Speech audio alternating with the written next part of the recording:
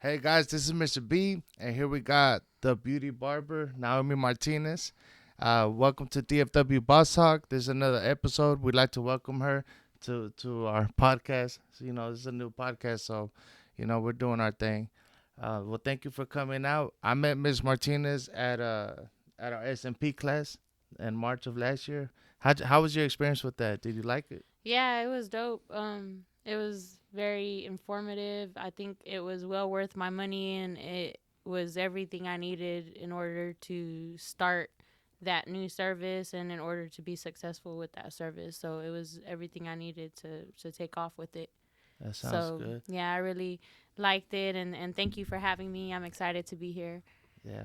So I seen a couple of the S&P clients you did. You did pretty good on those, So hopefully we keep seeing you do more and more of those as your career furthers along. But ever since you did take that class, we like to follow our students and kind of see how they're progressing. I started noticing like you're one of the students that consistently post, barber, hair replacements, all different types of contents. So I kind of wanted to ask you how'd you get into barbering? You're doing your thing. You're always staying booked and busy. So that's something that I admire, and that's what we're kind of bringing to this podcast is kind of talking to different people that are making moves. So that's why kind of we brought you out here too to kind of talk to people and tell them how you did what you did. Yeah, for sure. Well, I've been in the game. Shoot, 2012. This year will be 11 years since I've been licensed. And really, what got me into it is like they have that saying, "Barbering changed my life," and that's true. I was working in a strip club. I was in the streets. I was on drugs. I was doing all the non-productive things, everything that I shouldn't have been doing. And I had a little boy, and well, I have a little boy. He was a little boy at the time, and I was like, I got to do something in my life. I can't be in the streets forever. Like he's gonna grow up. I got to do something different. And I went to the community college, and I went to their catalog, and I scrolled through to see like everything was laid out between the amount of time it would take for you to complete the course. And so I just scrolled all the way down and found the shortest thing because I wanted to just get in and get out and just do Yeah. something quick. I was like, I wasn't trying to be in school forever. So I scrolled all the way down, and boom, it was cosmetology. So I signed up for cosmetology, and boom, there I started cosmetology. And before I graduated, after school, I would leave cosmetology and I would go hang out at the barber shop, and I would just watch the barbers there cutting and stuff. And then eventually, the shop owner started like letting me practice. He'd be like, "Hey, anybody want to let her practice? Like she's in school, she's learning." And a few clients would be like, "Yeah, yeah." So I started there. I would go after school, and I'd just kind of be like an apprentice type thing at the barber shop, and I started practicing there. And then so whenever I finished cosmetology school, I went straight into booth rent, went straight into the barber shop, and it took off from there. I ended up meeting my ex-husband in the first barbershop I worked at, who was also a barber. So like it really took off because like we were both just basically business partners at that point. And I became a barbershop owner, and I did that for 7 years. But then things didn't work out with my ex, and so I ended up getting a divorce, and I came to Dallas. And I basically came over here to expand my career and basically chasing my dreams. Wow, that's crazy. That's crazy. Uh, that's a pretty good story because a lot of us barbers do come from a rough past, So Yeah, for for sure. you going to work in, entertainment, the strip club and stuff like that. Yeah. Now you surprised me with that because you're not from the city, right? You're not from No. Dallas, so you're from Midland. So Yeah. they got clubs like that out there. They have like a club, or maybe now there's two, but back then it was really just one. But yeah, there's a club in Odessa. So like Midland, Odessa is kind of like Dallas and Fort Worth. It's two cities, but kind of close together. It's like Okay. about a 15-minute drive in between Midland and Odessa. So even though each city on their own isn't too big, together, it's a good group of people. So they got two strip clubs out there or whatever, and I ain't gonna shout out. I ain't gonna give them no plug or nothing. I ain't Yeah. gonna shout them out. But yeah, there's some clubs out there. But So I'm grateful for it, like because that paid my way through school. So I was in cosmetology school. I had my son, and it allowed me to work all night while I was in school all day, because cosmetology school was Monday through Thursday 8 to 5, like a full-time job. And working any other job wouldn't have paid the bills, like, so it was like it got me through school, and it was a stepping stone to for me to be able to excel in my career as a barber as well, because it set this it was a stepping stone to me be able Yeah. to go straight into booth rental and stuff. Yes. So how does your family feel about you now? The other things that you've accomplished and how successful you're becoming in the barber industry. Oh yeah, I know they're proud of me. My mom, the whole time when I was working in the club, like she would tell me all the time, I can't wait for you to finish school. I can't wait for you to graduate." Like, cause she knew that that was gonna open the doors for me to live a better life, a safer life, a healthier life. So I know she's proud of me. Um, I moved out here. I'm very independent. Like, I moved out here by myself, and I don't have any family. I mean, I have a few cousins and stuff, but as far as like depending on anybody out here, I moved out here by myself. I just kind of packed up my stuff, and I said I'm going to Dallas and I'm gonna chase my dreams. And I kind of gave myself that 1 year mark. I said I'm gonna try to make it at least a year, and you know what, if it doesn't work, I can always go back. What's the worst thing that can happen? And so I think my family kind of worries about me a little bit, and I make them kind of nervous because they don't ever know what I'm up to. Like, it's just like every once in a while, whenever they hear from me, they're like, "Oh, you're doing this now?" Or, "Oh, you're doing that now?" Like, Yeah. it's hard for them to keep up. They kind of like just find out like when everybody else finds out type stuff, because I just move. I don't stop for nobody, so I just do what I want to do. And they find out about it later. And so Yeah. they're kind of like always like, "Well, what's she doing now?" And, "Well, let's hear what she's doing next," and stuff. So So what are some of the things that you like when you moved to Dallas? How'd you find a shop, or did you go around shopping for a place to work at, or did somebody hit you up, or how'd you find where you work at now? Where do you work at right now? right now I'm at Adrian Sports Barbershop in Addison. It's on Beltline. And I've been there pretty much the whole time that I've been here. I was at another shop in downtown Dallas, and I was there a few months, maybe like 2 months. And I was really trying to make it work there. I like the location. I love like being downtown and walking out and seeing the skyscrapers and stuff, especially coming from West Texas, like, and I was looking for that city feel. Like, I really loved it, but it just wasn't enough traffic for me, being new to the city, not having many clients and stuff. Like, I couldn't make it work. And so I was on Instagram, and now hiring flyer like just popped up on my news feed or whatever, and it was an ad for the shop that I'm at now, and he was now hiring for some barbers.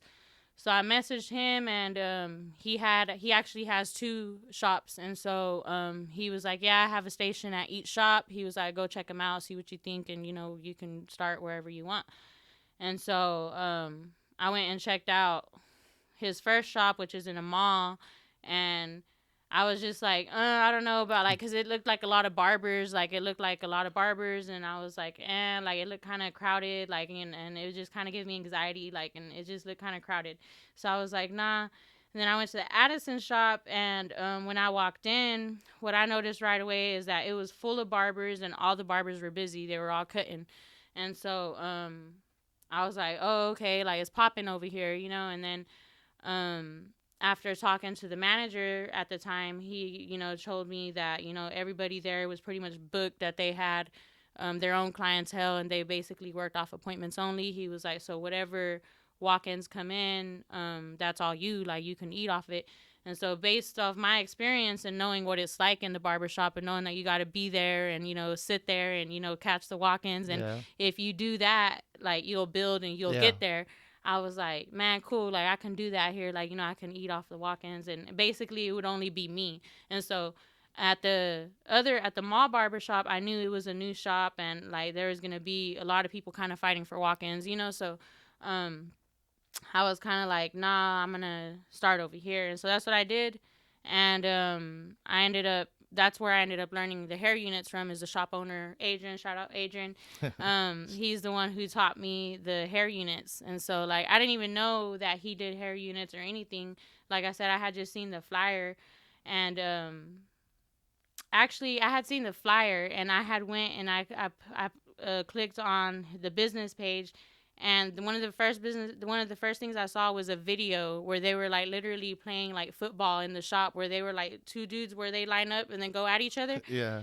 And I saw that video, and it looked like a whole vibe. Like it looked like it was lit, like everybody was having a good time. And so I was like, yeah, that's where I need to go. Like that's where I want to work. That's where I want to be at. And so after that, that's when I messaged him, and then I checked out both shops. But I was like, nah, I want to be over here. But I kind of already had my mind made up after I had seen that video. And so I was like, man, it looks like a fun place to work, and it looked like a good vibe. So I was like, yeah, that's where I want to go. And luckily, he had a chair for me and everything. And like I've just learned so much being in that shop. Before I moved over here, like coming from West Texas, smaller town, um, there's a few people, I don't want to say put fear into me, but they were kind of trying to hold me back. They would be like, if you move to the city, you're gonna have to step your game up. Like there's a lot of cold barbers in the city, like because I was very blessed that and back home, like I had it made. I already had my clients Tuesday through Saturday. I was booked. I didn't even have to work weekends if I didn't want to. I could get all my money Tuesday through Friday, and I could just chill Saturday and Sunday. But I was starting all over coming over here, and there's a few people who told me, you're gonna have to step your game up because there's a lot of good barbers over there, and I was kind of like, okay, and like, I'm Yeah. not worried about who's cutting over there. Like, I'm coming, like. And so from the very beginning, I kind of had this chip on my shoulder moving out here because I was like, in lion mode, like I was going into the jungle, I felt like, and I had to be, like I had to hold my ground, I had to Yeah, hold you my had to own. get it by all You have means. to, if you don't believe in yourself and if you don't have the confidence in yourself, how is anybody else going to believe in you? You know what I mean? And it's like, if I move out here being all shy and bashful and like, oh yeah, I guess I'm all right, like where's that going to get me? Like, people going to be like, oh, she all right. But if you come out here, if you believe in yourself, and everybody else is gonna be like, oh, okay, she must be something. Like, if she can tell me about herself, then I believe her. Yeah. So So I like that because a lot of people they're scared to tell the story because they just paint the picture like it's just always cupcakes and rainbows. It's mm, just I went to school, it was great from the very beginning. So you're vulnerable and letting people know like this isn't it wasn't always this. I came from a bad background. I've had people, I've gone through a divorce. I've gone through tough situations. hmm Things didn't work out. You had your own shop, I and basically started all yeah, over. Like, I made it in one city and I left to make it all over again. To find a way to make it all over again. I could have stayed there. I could have fought for the shop. I could have, but I chose not to. I said, nah, I'm bigger than this. There's something bigger out there for me. I believed in myself. I believed I was bigger. But yeah, it's definitely all not all cupcakes. Like I said, I'm sitting there taking walk-ins again. I went from being a boss, owning my own shop, just collecting booth rent, like having it made, to having to go back down to a soldier. I was a general, now I'm a soldier again. But that's me. Like I feel like you got to be comfortable in both roles, or you'll never grow. and You that's really when you know you got it because if you could lose it all and get it and then all get it over all again. back again, that's when Mhm. you know you got it because Yeah. a lot of people they're like one hit wonders, like they get lucky at a good spot and as soon as they face some adversity or some things just don't go their way, they just lose. Mhm. So the fact that you're able to bounce back after all those things happen, and you had to relocate to a different city, Yeah. that's amazing. And that's not even half of it. Like, literally, the day I left Midland, I'm on Interstate 20 heading this way. I had a Mercedes Benz at the time. I had it packed up with all my stuff. And boom, I got ran off the road by 18 wheeler, totaled my car. Literally the day I'm moving Midland. And It wasn't trying to let you go, right? yeah, Like yeah. you So gonna like stay a over part of here. me, I was like, that's a sign. Like, and there's people telling me like, that's a sign. Don't go. Just stay here in Midland. Don't move over there. That's a sign you shouldn't go. But my insurance lady, she was like, girl, you got insurance. You got full coverage. I'm about to get you in a rental right now. She said, don't let this stop you. She said, whatever plans you had, you keep going and you keep doing it. This is gonna be all right. Like, you're gonna get through this. And honestly, if she wouldn't have told me that, I might have stayed back. But she told me that, and I was like, dang, like, F it, I'm gonna go. Yeah. And so I ended up leaving that same day after getting a wreck and everything, after totaling my car. I ended up leaving Midland like at 8 or 9 o'clock at night. And I took off and I came over here. And then that was the first year that I moved here. Well, then last year I had another car totaled. And so like I had put my car, I was renting it out on Turo, and it got totaled. So like it's just been like dang, like I done totaled two cars since I've Yeah. been here. But yeah, it's all been worth it. Like, it's been times that I definitely thought about, man, maybe I should just go back, but it's been maybe like one or two times, and I think about it for 2 seconds, and then I'm like, heck no, like I'm gonna stay here. Like, I done Yeah. came too far.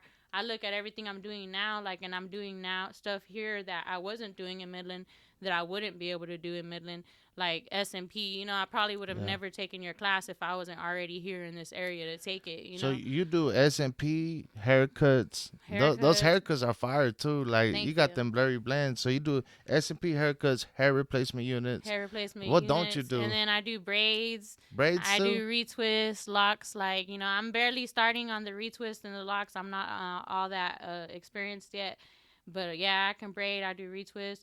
Like I said, I went to cosmetology school, so I do hair color too, women's hair, highlights, balayage, everything. I do everything.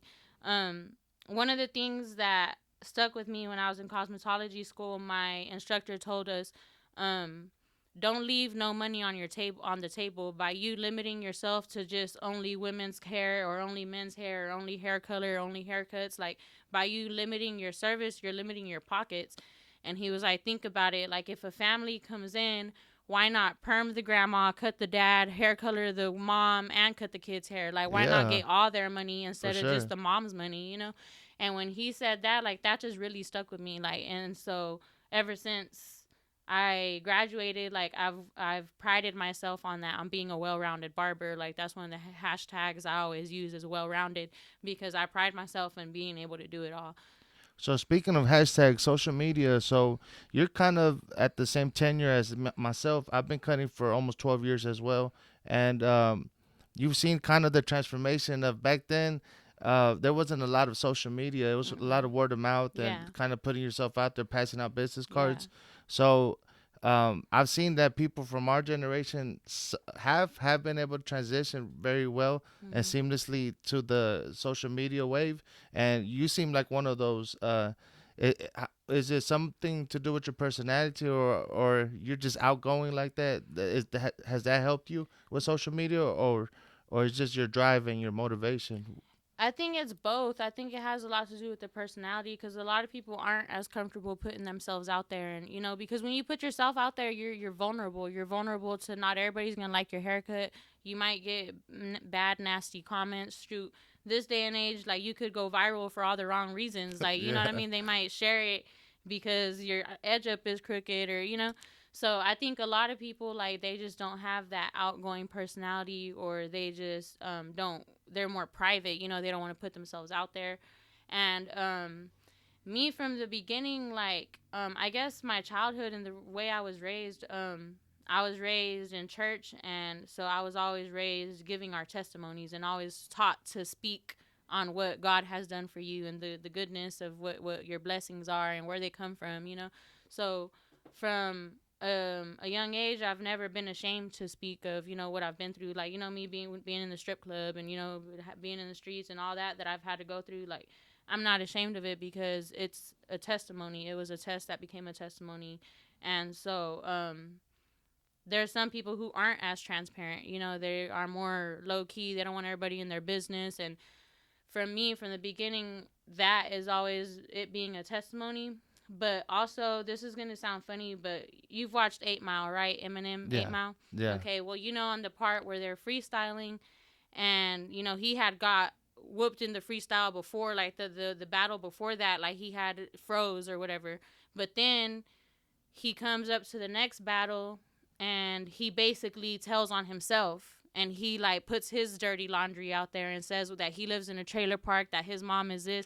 He puts himself out there, and then his opponent didn't have anything to say after that. It's because that takes the power away from all the Exactly, haters. You know, like there's exactly. nothing else you could say about me. This is me. You know, Yeah, and at the end of the day, love it or hate it.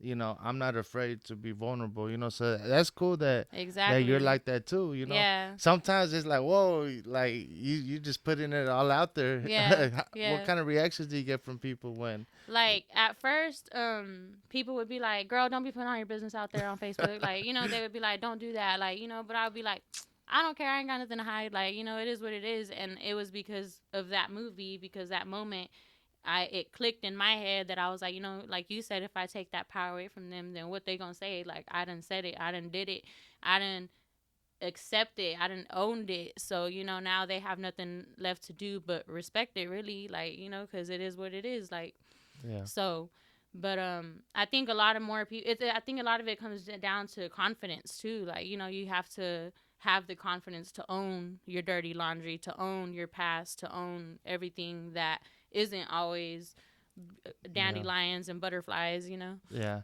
and I guess that's just one thing. A lot of people they're afraid of being judged, you know, because Mhm. we live in a world like you said. You could put one post out there, and all the comments, you know, they could go in on you, Mhm. and it's easy for people to hide behind avatar, you know, like Mhm. put a little comment. You don't have to deal with the person face to face, you know. So Yeah. a lot of people can't handle that. Being a barber and then being in social media, you definitely have to have thick skin, right? Yeah, for sure. Like I know, like with TikTok, when I started on TikTok, um, and then a lot of it too is a whole marketing mind behind it.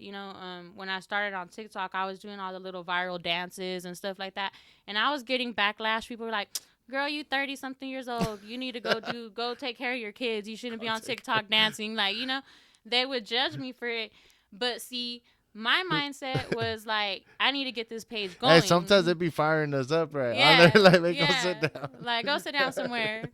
Like, you old, but yeah, I didn't let it stop it. And for my mindset, it was like I needed to get the page going. I needed to build the audience. And so let's keep it real. I mean, I'm a barber. Most of my clients are men, so I know what they want to see. They want to see me dancing around. So that's what I was doing to get the page going.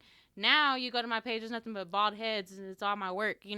But at Yeah, first, I was posting dances and doing the voiceovers and just stuff to get the people like going, like provocative stuff to get right. people to get the attention going and stuff. Now I have my following, and so I'm posting nothing but my business. So now that's all they see.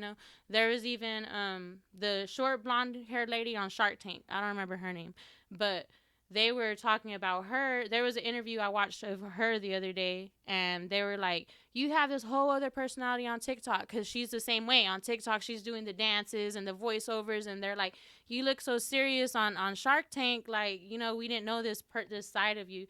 She's like, "Well, a part of it is my personality." She's like, "I am that person." She's like, "But a big part of it is all marketing." She's like, "That's what people want to see. That's what people are watching. So that's what you got to give them." So Yeah, she's like, it's just an effort, I guess, on her part to stay relevant and to keep up with the times. yeah. You gotta give the people what they want. Yeah. Yeah.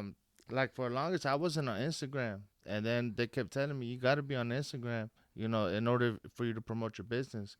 And I knew that because it's like I told the last guy, I told my daughter add me on Facebook, and she like, "Dad, you're old. Ain't nobody on Facebook no more." Like it was Instagram, and now they're talking about TikTok and all these other Mhm. things. So, you know that's definitely for sure. You got to just put yourself out there. How do you like to be addressed? That's another topic I want to discuss because you are a female and you're also a barber. There's like a little debate going on. People saying, "Oh, they're not female barbers; they're They're just just barbers." barbers. Do you care either way it goes, or what would you like to be addressed as?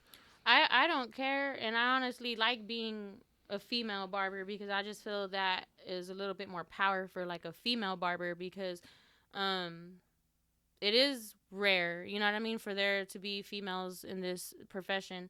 And it is a male dominated profession. So I like being called, I like to, I'm a female, to let it be known like that we're here too. Like it's not, because automatically most of the time if you say barber, people are gonna automatically assume male. So it's like I just need to let it be clear that we're here. I'm a female barber. But I also get where no, I don't want to be different. I want to we should be treated the same equally as everybody else. To me, it doesn't really matter. I'm a barber. I'm a female barber. Whatever it is, I'm cold with it, and I'm here. So So another question, because you are a female, I'm pretty sure this is a question because we have a barber school. We have a lot of up and coming female student barbers. How do you draw the line like for professionalism when certain clients try to cross the line, or does that happen? Certain clients try to um, you know shoot their shot. yeah. You know what I mean? Well, me, especially me being with my background in the entertainment industry, I'm used to it. You know, I know how to handle it. You know, I know how to like if they say something slick to me, I know how to say something slick back and put them in their place, and then everybody just gonna start laughing at them. You know, because I know how to handle it. But there has been a few times where people have said something and I have to like put them in their place, like, hey, like you crossing the line.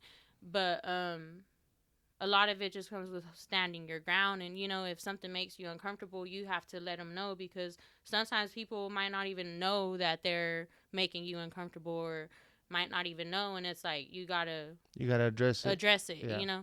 People won't know if you don't say it. Like, people can't read minds, can't read actions, as much as it would be nice, but nah, like, you gotta put your foot down.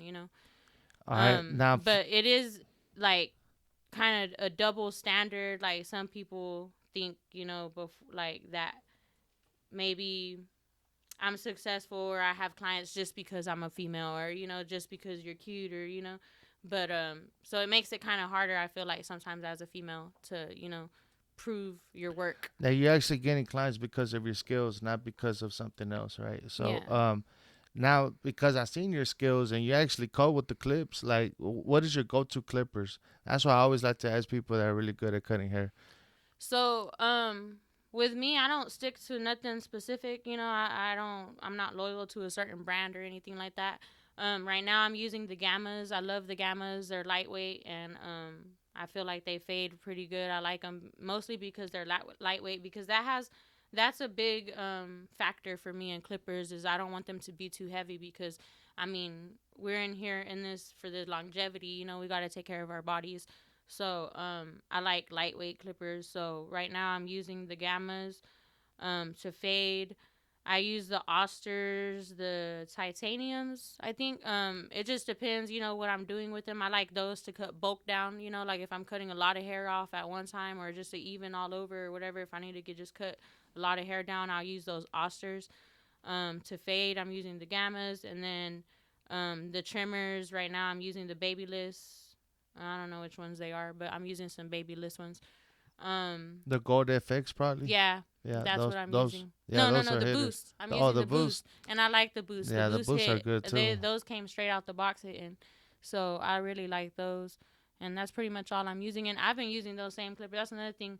I don't spend a lot of money on clippers. Like, I know there's barbers who buy new clippers The all new the time, drops, and right? the new drops, and then It's like sneakers nowadays. Like they gotta cop the new yeah, Clippers, I'm you know. old school. I guess that's me being old school, because That's how I am too. if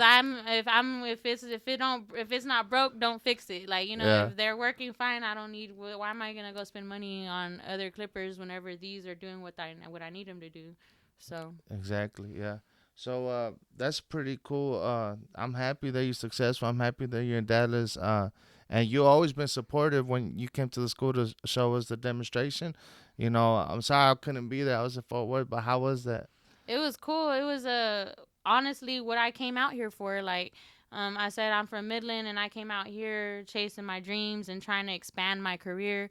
But I wanted to expand my career not only with the services, but with networking. And that's what I've been doing. I met you, and then I came and to do that class, and that's at this point in my career, since I've been in the game for over 10 years, like, that's what I want to do now, is help the next people, like, give them motivation and let them know, like, there's lots of positive in this industry, and also to teach them to not to learn from my mistakes, and to not do, what I did. And What are some of the do's and don'ts? If you could talk to other student barbers or people trying to jump into the barber industry.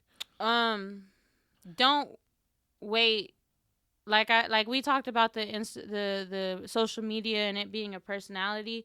thing.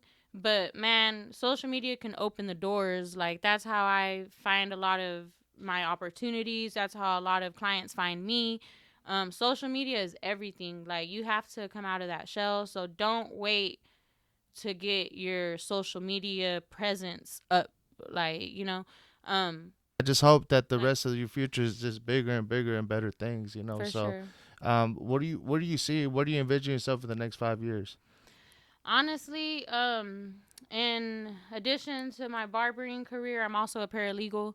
So right now I'm in school. I'm getting my bachelor's degree, and Oh wow, you're in college right now? yeah, I go to Western Governors University, and so right now I should be done with my bachelor's this year, and then I'm really gonna try to get into law school because, like you said, I'm outspoken, and that's kind of my calling. I feel like is to speak up and use my voice, and so there's a lot of stuff that I don't agree with that's going on, in today's world with the government and stuff like that, and then also just like people that are in my or that used to be me, that without the knowledge, they're getting taken advantage of and stuff, so Yeah, I just want to be able to use my voice, and so like help the youth, you help know. the youth and help other people, like just in the world, like as far as immigration, and there's a lot of stuff, family law, like especially like going through the divorce and stuff. It sparked a fire in me, so I'm planning on going to law school and doing that.